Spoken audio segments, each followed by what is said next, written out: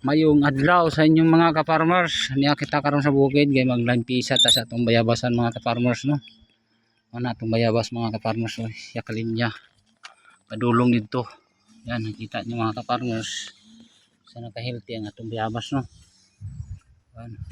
Atay mga pila ka kani mga ka-farmers. Bayabas. Ayan, kita nyo mga ka-farmers. Diri mi nagluto-luto mga ka-farmers. Diri mi nagkampo kay ug dito mi sa payag kay hawd kaing mga manok dito mga ka-farmers. So diri na lang ni. Kami na lang mahawa ni sa payag kay ang manok dito di gini mapugngan. Bagay ilaha mabutong kampo.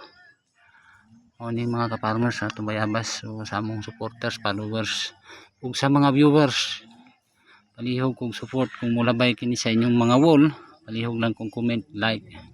Daghang salamat. Bye-bye.